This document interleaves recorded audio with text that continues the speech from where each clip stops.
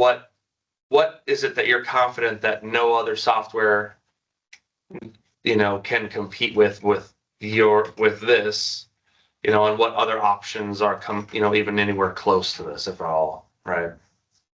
Sure. Yeah. I mean, a lot of people can program a laser. Laser's been around since the Yeah. early 70s. A lot of companies have developed applications that will create tool paths that will Yeah. generate XY coordinate and movements and turn laser on, turn laser off, things like that. Yeah. That's It's pretty G code. simple. Yeah. It's G code. Yeah, my kids could probably create a software in a high school class to generate G code for a laser. Sure. What we've done is particularly when you're programming Amada machines is that we're heavily integrated into the machine itself.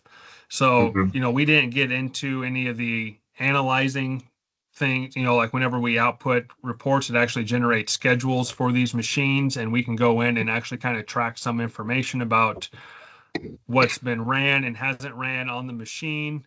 There's some other ways that we can further integrate into the machines and pull out different runtime information and part history and alarm information and things like that. So we can add on to this to do some additional analytics from the machine and the nesting results.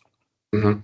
And then just with the general, um, the the relationship that we have with listening to what our customers' needs are and then applying those to our software to accommodate has really been pretty astounding that I found. I mean, for example, that DWG you sent me with the plan information on it. When I started at Amada, that was not a feature of the software. And I sat in a demo like this, and somebody gave me one of those part files. And in my manufacturing experience, we never did that before, so I hadn't seen it before. So I Hmm. sent it to development, and uh, we got an update, 6 months later that had that feature added in, and it works great. So, the listening to the customers over time and continuously improving our software has really been an incredible experience in general.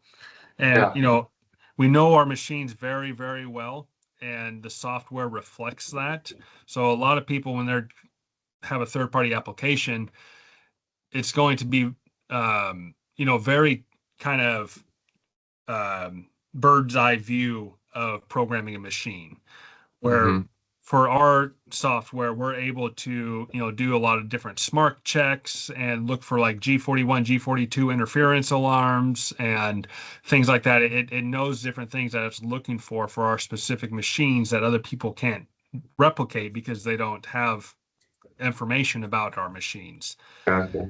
And then, I've never seen anybody else that's been able to automate things, really strange. I guess strange is a bad word, but just kind of unique Understood. um, features like wanting to put this 1 inch etch line that's 1 inch from the edge on a bin line. Hmm. That's a pretty specific request that we're able to accommodate that a lot of third-party applications just aren't going to have the bandwidth to get those sort of features added into their software. Yeah. And And then with people do have the ability to bring the 3D models in, but with us being able to actually look at your press brake tooling library, we create extremely accurate flat patterns, some of the most accurate flat pattern creations that I've ever seen in our batch processing. And then of course, I've never seen anybody with an application like Sheetworks that's so integrated into the models and has such a powerhouse for automated processing of data unmanned. I've never seen that anywhere else in the industry. So that's sure. what I would say.